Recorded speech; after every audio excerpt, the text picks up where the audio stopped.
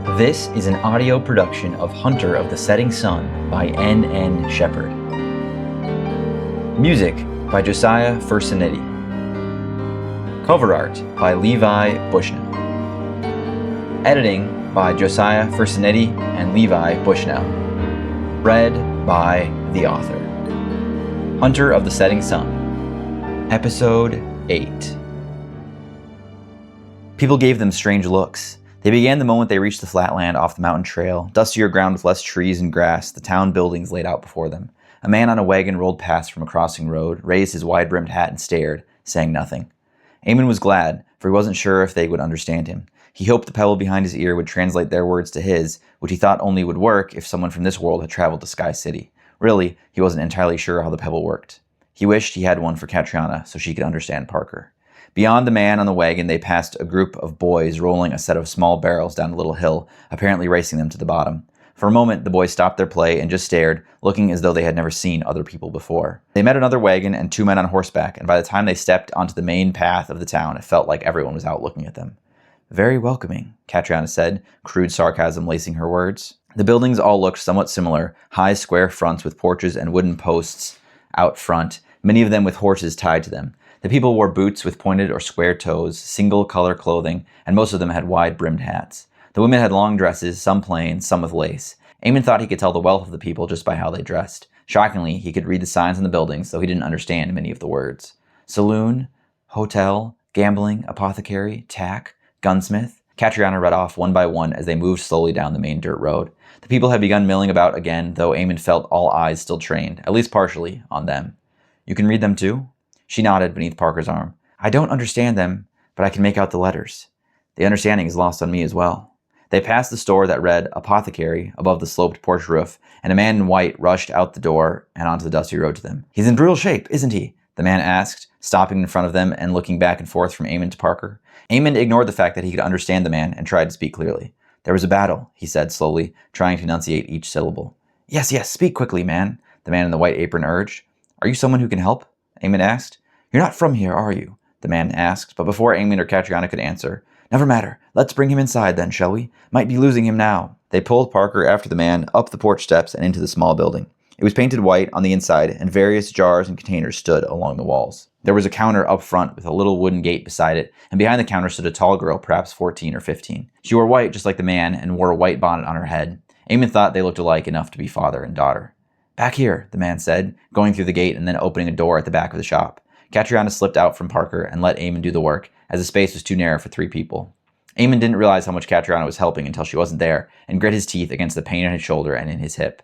If this man could help Parker, Emmond thought it would be worth it to have him mend his own wounds. He neatly carried the inspector behind the counter and then into the back room of the shop. A table was there with a wash basin in one corner and 2 tables on opposite walls, arrayed with an assortment of tools. All of them shiny metal, all of them clean. Emmond laid Parker down on the table at the behest of the man in white, and Catriona helped undress the inspector. His skin was gray and sullen beneath his clothes. The wounds in his left leg and left arm and across his stomach and back oozed and looked dark. If it wasn't for the narrow rise and fall of the man's chest, Emmond could easily have thought him to be dead. "Some fight," the man said as he and the girl cleaned the blood away. Parker moaned and rolled his head to the side as they brushed over his wounds, but he didn't open his eyes. "I'm Dr. Silas," the man said. "This is my daughter, Virginia." "Thank you for helping, doctor," Emmond said. "I'm Emmond Sarren." "Mr. Sarren, I trust we are not helping a wanted man?" He stopped from his work and looked hard at Emmond. His eyes were ice blue, cold and harsh, and there was a depth to them and a strength as well, both qualities that defied his soft and hurried tone. Here was a man who knew his business well and who believed in something deep, something beyond what Emmond knew of the world. He was sure of it. "Wanted?" Emmond asked, generally unsure of the meaning. "Is the lawman out for him?" the girl asked. Her voice sounded almost entirely different than her father's. It was higher pitched, but not by much, and came with a low drawling tone to it, like she was speaking from the back of her mouth. Emmond understood then. "No, not wanted, I promise you that." "You would swear on the Bible if I had one here?" Dr. Silas asked. "Yes," Emmond said with all the conviction he could manage, hoping that the Bible wasn't something clandestine. After a moment that seemed far too long, that broke a bead of sweat on Emmond's forehead, the doctor nodded and went back to work. Emmond looked at Catriona and saw an uneasy line on her lips that must have matched his own. He looked away and tried to relax, watching as they cleaned and cared for Parker's wounds. "What's his name, if you don't mind?" Silas asked. "Lawrence Parker," Emmond said. "Is he a kind man?" Virginia asked. "I don't know him well enough to say." They both seemed to take this as valid and continued their work. Suddenly, the doctor stopped and looked up at Emmond and Catriona. They had just been standing there watching while the father and daughter cleaned and dressed and began to pick out metal rounds and pieces of debris from Parker's body. His breathing had calmed and some better color was in his skin. Silas smiled at them after he looked up. "There's a hotel across the street owned by a woman named Annie. She is very kind, no matter how mean she talks. Surely she would give you a room and allow you to clean yourselves. I assume you were in this fight as well, sir?" Emmond nodded. "That would be welcome," he said. "I have sustained injuries of my own, so perhaps—" "You are walking and talking, my friend. Mr. Lawrence is not." He smiled plainly. "I will tend to you once I am certain this man will not die. Agreed?"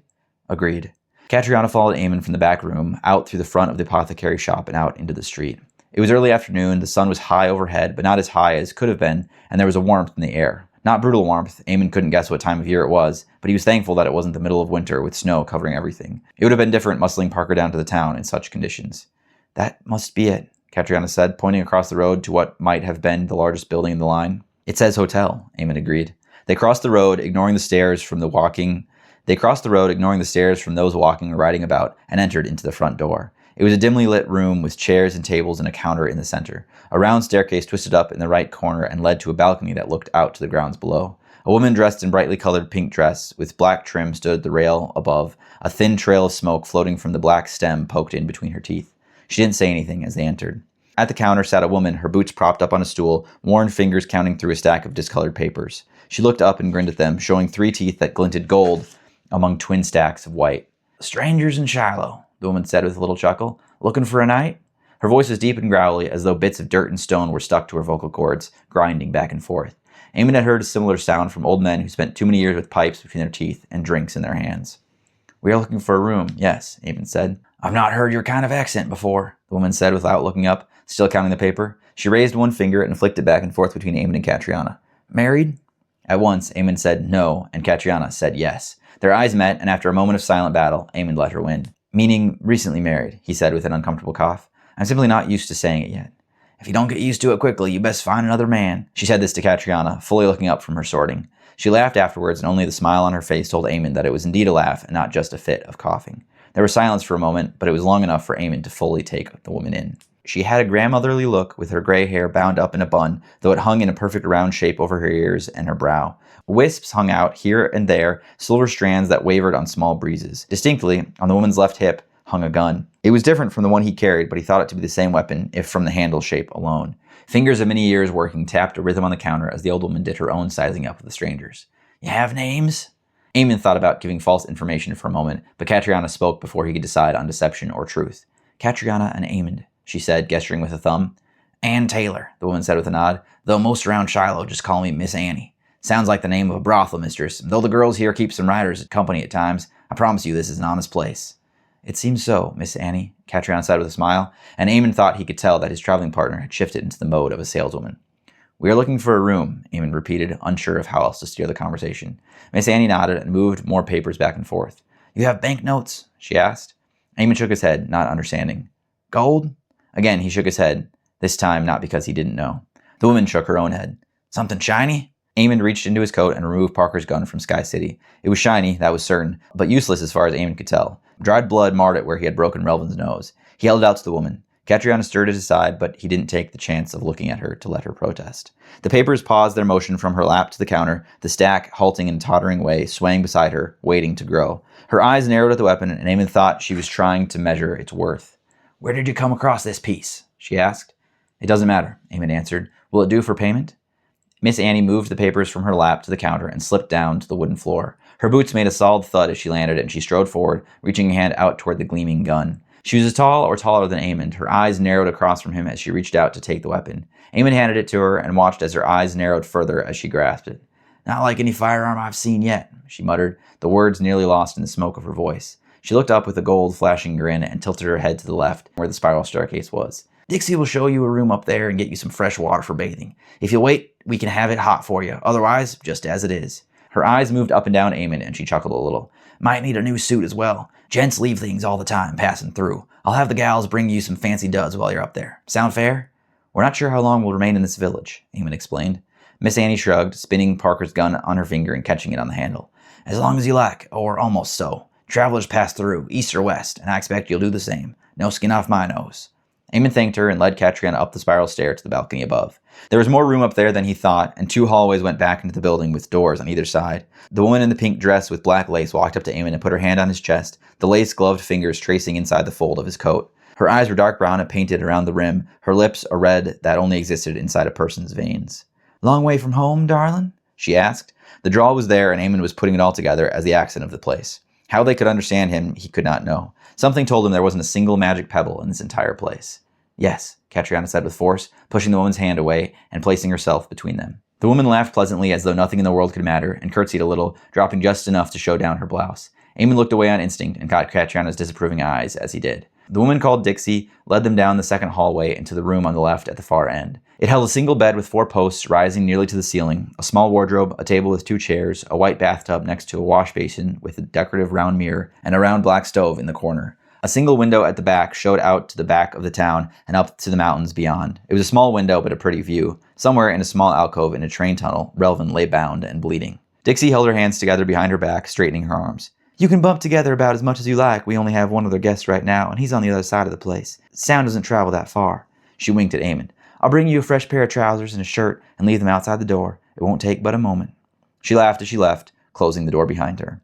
"Here we are," Emmond said, as he slowly let himself down onto the floor. It was a wooden floor, but covered in most places by the 3 rugs that took up space in the room. "Yes," Catriona said, and lay down next to him. It was strange for a moment, but they weren't touching, and Emmond didn't think either of them had any plan to. "You can have the bed if you like," he said after a while, his eyes closed, trying to let the pain and ache sink away. "Feels wrong with these clothes on," she said. He could see the logic in that and forced himself to take a deep breath. When this insurmountable task was complete, he sat up and scooted himself back to the bureau, leaning against the drawers. Then he started to undress. His boots came off and he laid them aside. The pants were ripped and bloody, and he pulled them off and tossed them to the side, and the jacket was bloody and dirty, as was the shirt underneath. He was soon down to his Sky City underpants, a strange, smooth material that was tight and held him all in place, the legs of the small shorts going halfway down his thighs. They were torn on the left side where the rounds from the church had cut through. "We're not really married, you know." Emmond looked up to see Catriona sitting there, undressed as much as him, though with a white shirt and small white bottoms. He realized he forgot she was there, and a rush of heat filled his face at their state of undress. This was a woman whom he hardly knew, and a woman who certainly was not his wife. A small voice whispered to him, in the hidden corner of his mind, that he was terribly alone. "Forgive me, Catriona," he said, forcing himself to stand and walk over to the wash basin, pointedly looking away from her, and began carefully scrubbing at the wounds on his hip. They weren't deep. He didn't think debris or rounds had remained inside his flesh, though he still wanted to see the doctor if he could. He wondered how Parker was doing when he felt a small hand touch his back. She was nearly hidden behind his bulk in the mirror, and Emmond didn't turn to see her. Her fingers slowly traced up to the wound at his shoulder, and he winced as she touched it. There, he was certain, something had remained inside the flesh. He could still move his arm, so he thought the bone must have been left alone. "They struck you," she whispered, and somehow it wasn't the voice of the woman who had ordered their plans back in Harbin Point. It was the voice of a woman alone and afraid. He turned to her and watched her hand fall from where it had touched his shoulder to cross over her body, grabbing her other arm at the elbow. Her gaze fell and her shoulders quivered. "I can't comfort you," he said. "I can't even comfort myself." She lifted her eyes and the tears spilled down her cheeks, running past her trembling lips. "I didn't tell him I loved him. I didn't tell him how much he helped me. I complained, that's all. And not just the last thing I said to him, but all of the last things for a long time. He was just a farmer, and I was a seller, and I held that over him, and I—" The sobs overcame her words, and she leaned into Emmond, still hugging herself. Her body was warm against his, and her hair was soft, and he felt his own tears filling his eyes. He let his arms circle her shoulders, not really holding her, but not pushing her away either. They stood that way for a while, for how long Emmond could not say, and before he knew it, his eyes were closed, and he was thinking of his wife, somehow letting himself think that it was she who was leaning against him, and not another woman. Catriona pushed herself away and wiped her eyes. She looked far older, far more beaten than she had seen before. A glimpse of that woman in the jail the first night in Dara had surfaced. He knew he couldn't blame her if she found her way back to the drink. "If you would like to bathe, I will ask the ladies to heat water for you," Catriona said, stepping even further away. He shook his head. "No, I'll just clean my wounds and then walk back to the doctor's store. I would like to find out how our Mr. Parker is getting along." "Why could I not understand Parker, but I can understand everyone else here?" "I could not tell you," Emmond answered. "I know very little of what has taken place since falling into that first hole. We are out of my world, and I mean that very literally." "Relvin would know." "Yes, and he can't remain up there for long." She looked at him sharply. "Where would we take him?" "Somewhere hidden." "What will you find out that he has not already told me?" Emmond narrowed his eyes, reading her face. "What has he told you?" She looked away for a second. "Much." "I would be very interested to learn what you know." Her eyes found him again, and she nodded. "I will bathe first, and you will visit our future friend. Your future friend, really." She smiled. Food will not find my lips unwilling. Nor mine, he smiled. He finished cleaning himself in the small way that he could and went to the door. A small wrapped parcel was sitting outside. He took it in and removed the little card from the coarse twine that wrapped the brown paper. There was a red imprint of lips on the cover of the card. Inside, it read, "If you find yourself lonely, I'm always looking for a gentleman to keep company. D." Emmond shook his head at the type of company he assumed the woman would wish to keep with him and set the card on the bureau top along with the twine and brown paper. Inside, there was a pair of brown trousers and a blue shirt with buttons all up the middle. There was a wide belt as well with a bronze oval buckle. A sunburst was carved into its front. Emmond pulled the clothes on, putting his boots on last, and turned to Catriona. She hadn't watched him change, but was instead standing at the window looking out at the world. She turned as he pulled the boots on. "Almost like you're from this world," she said. "Almost. The boots." Then she rubbed her fingers under her nose. "And not enough whiskers." He laughed despite everything else. "I'll tell the matron to bring you up hot water," he said. She crossed from the window and stood before him, closer than he would prefer any woman other than Eva, but no closer than a few moments ago. "I don't want to be alone right now." Her voice held that low, vulnerable tone in it again, and he found that it hurt to hear. It poked at the hole in his heart where Eva used to be, a hole that wasn't really healing, but instead growing hard and tough on the edges. "I won't be long," he managed, then turned and hurried from the room before she could say anything else. Miss Annie smiled and laughed when Emmond asked if she could heat up water for his wife. Saying it felt odd, and Emmond thought that must have been what she was laughing at. He wasn't really sure why that was the lie they had gone with, but he supposed it was all right. He crossed the street, narrowly missing a woman riding a horse sideways, both of her legs on the same side, and she called something at him that he didn't understand as he moved out of the way. Walking more carefully, he reached the apothecary shop and entered. Someone was singing in that back room, and he pushed through the small wooden gate beside the counter and opened the door to the back. Parker lay on his back with his arms behind his head, his eyes open and staring at the ceiling. Dr. Silas leaned over his side with what looked like a pair of metal tongs, his white sleeves rolled up to his elbows, his hands and wrists covered pink with blood, the spectacles on his eyes fogged with sweat. It was the girl who was singing, standing next to her father with a metal bowl in one hand, while her other hand smoothed over Parker's damp forehead. The song died as Emmond entered, and all three looked up to see who it was. Silas nodded and went back to work. Parker tilted his head back and closed his eyes, and Virginia bowed her head a little and stopped singing. "How are we?" Emmond asked. "They can't understand me, Emmond," Parker said. His words slurred and jumbled together, and if only because of the color in his cheeks could Emmond tell that he was well into drunk. "I can understand them, of course. Cheeky little pebble I've got, but they haven't a speeding idea of what I'm saying. Might as well be a robot. You know, Emmond, there's robots in the future. I'm saying my world is the future since it's much more advanced than this place, and surely your world. You have swords, don't you?" "We do," Emmond said placidly. "We have swords too," Parker said with a bursting laugh. "But they're gunships. We call them swords because it stands for something, I think. But I think whoever designed them just wanted a cool name. A fleet of swords. Sounds cool, all right. For the military patrols and stuff." "Has he been talking so?" Emmond asked Virginia. "Can't seem to shut his mouth," she said with a smile. "He's had a little bit of laudanum and a little bit more whiskey. Shouldn't feel much of what Papa's doing." "I'm certain our Mr. Parker doesn't feel a thing," the doctor said from his hunched position. "What can I do for you, Mr. Sarren?" "I was only meaning to check on my friend," Emmond said. "And check you have," the man replied. "He's riddled with bullets the likes of which I have never seen, and bits of metal are so frequent in this half of his body that if I had 3 more of me, we would not find it all in a day of digging. And I can't dig around for a day, Mr. Sarren. You understand that?" "I think I do, yes." "Right. So we'll find what we can, the pieces large enough to cause real terrible damage, and then we'll wait on the rest. He'll have to be confined at night so he doesn't toss about and make things worse." "You have a place for him here?"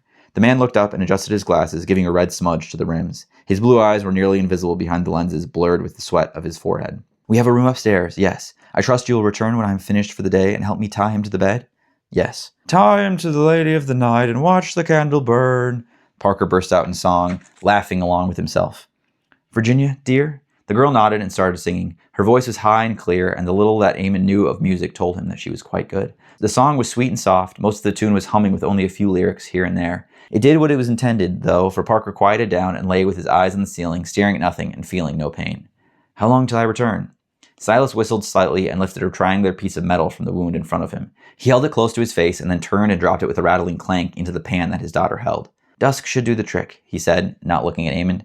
Emmond nodded, thanked them both, and walked back out of the shop. He stood for a while on the porch, looking right and left, taking in the small town. What a place it was, so similar in many ways from his own small town, yet different in perhaps all the ways that mattered. There was a blacksmith and a tailor and a slowly turning windmill with a pump next to it. But the people moved about with more joviality. Their dress was sharper and gave Emmond the opinion that they cared greatly how they looked, and all of them stared at him whenever they saw him. He wasn't sure, but he thought the people in Dara wouldn't stare so much if a stranger came to their streets. Quickly, to avoid any more stares, he hurried back to the hotel. The front of the hotel was empty when Emmond entered, and he paused for a moment before hurrying up the winding stair to the balcony and to his and Catriana's room.